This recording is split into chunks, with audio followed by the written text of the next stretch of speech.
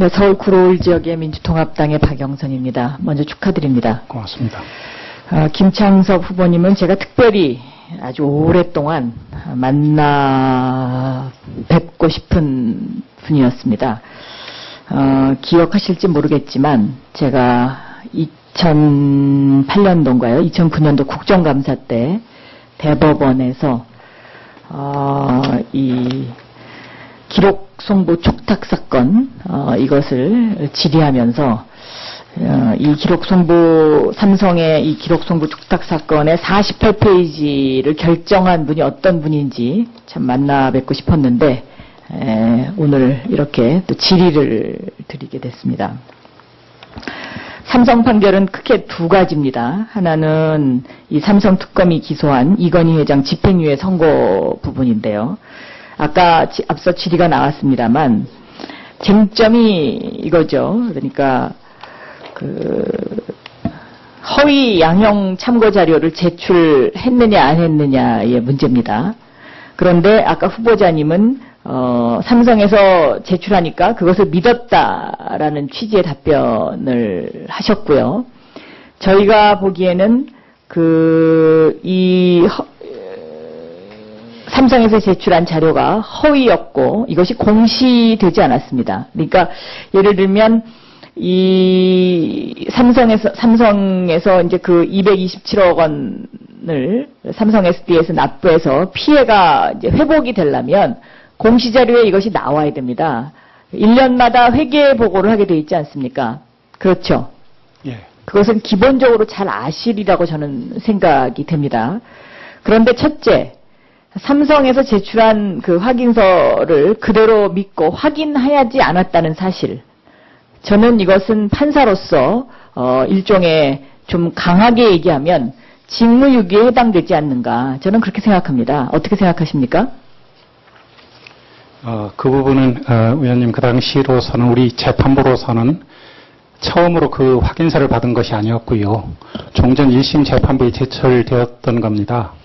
자, 근데요, 이렇게 생각해 보십시오. 삼성 재판은요, 항상 구멍이 있습니다. 그러니까 예를 들면, 이춘석 의원님도 아까 지적을 하셨는데, 허위 양형 자료를 제출한 사람에 대한 처벌 규정이 없죠. 삼성은 아마 이것을 미리 알았을 겁니다. 그래서 허위 자료를 재판부에 제출해도 아무런 뒤에 탈이 나지 않는다는 사실을 미리 다 법무실에서 검토했을 거라고 저는 생각합니다. 왜냐하면 삼성과 관련된 재판이 BW 전환사채 인수권부 문제라든가 이 위에 이전 사건도 전부 그렇게 법망을 피해가는 그런 어떤 그 부분을 다 미리 사전에 알고 그것을 재판부에 다 제출하거든요. 그렇다면 저는 제대로 된 그 재판을 하는 재판부라면 이런 거 정도는 담당자를 불러서 아니면 어떠한 그 경로를 통해서라도 확인했어야 됩니다. 그리고 그 후에 이것이 공시자료에 나타나지 않고 회계 처리가 되지 않았다는 이 사실이 바로 그것을 뒷받침해주기 때문에 저는 오늘 이 자리에 나오셔서 이런저런 여기에 대한 해명을 하실 수는 있다고 생각하지만 어쨌든 객관적으로 봤을 때 이것은 잘못된 것이라고 저는 생각합니다. 두 번째는 이 법원가의 기록 송부 촉탁 사건입니다. 아까 답변을 김도읍 의원님이 질의하실 때 답변을 충분히 안 하셨는데요. 이 48쪽을 결정한 근거가 뭔가요? 그러니까 16,000쪽 중에 48쪽만 제출하라고 한 근거를 좀 정확하게 설명해 주시죠. 예, 결국은 아까 말씀드린 것처럼 기록 송부 신청을 받은 법원으로서는 소송관계인의 이의가 있는 경우에는 정당한 사유가 있는지 여부를 검토를 해야 합니다. 민사소송법 규정에 의해서. 그 이의가 정당한지 여부를 가려서 이유 있다고. 이의가 정당한지 여부를 가려서 그렇게 하셨다고 아까 거기까지 답변을 하셨는데, 네. 그 이의가 정당하다는 이유가 뭐죠?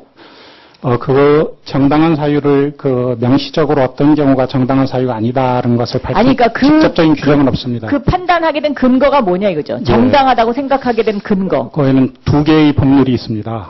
그러니까 법률이 아니고요. 이것은 법률을 따지자는 질문이 아닙니다. 그러니까 판사님이 이건희 회장 쪽에서 그래 이것이 정당한 이유다라고 이야기한 그 근거가 뭐냐는 겁니다. 예, 결국은 그 당시에 이제 이의를 제기했던 변호인의 결국 소명 사유가 그 안에는 영업비밀 또는 개인정보 등과 개인정보와 관련된 자료, 지금 제가 좀 시간이 흘러서요. 전부 다 기억은 못하는데 사유들이 한 가지가 아니고 여러 가지가 기재가 되어 있었어요. 영업비밀과 개인정보, 이거는 굉장히 광범위한 거거든요.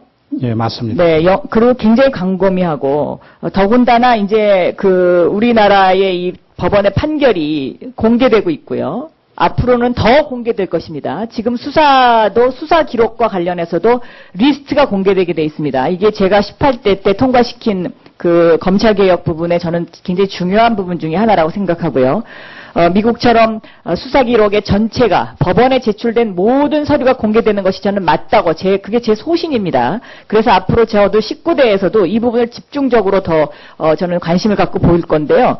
그러한 상황에서 봤을 때 판사님이 생각하는 영업비밀이나 개인정보의 이 범위는 앞으로 저는 이것은 국민들이 납득하기가 힘듭니다. 예를 들면 기본적으로 말이죠.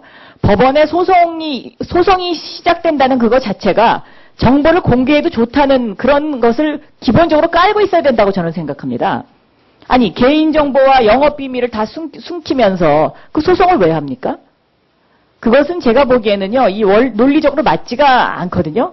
그렇기 때문에 오후에요, 삼성 쪽에서 개인정보와 영업비밀이라고 주장했던 부분이 무엇인지 좀 구체적으로 답변해 주셨으면 좋겠습니다. 지금은 정리가 안 되신다고 하니까 이것은 분명히 짚고 넘어가야 되는 부분이라고 저는 생각합니다. 그리고 이제 이 삼성 판결 말고도요, 이원근 KBS 부사장 뇌물수수 사건이 있는데 이걸 무죄 판결하셨는데 여기에서는 쟁점이 이거더군요. 과연 공무원의 의미가 무엇이냐? KBS 부사장이나 본부장이 공무원이냐 아니냐의 이게 논점인 것 같아요. 그런데 공사라는 이름이 붙은 곳의 직원들이 공무원입니까? 아닙니까?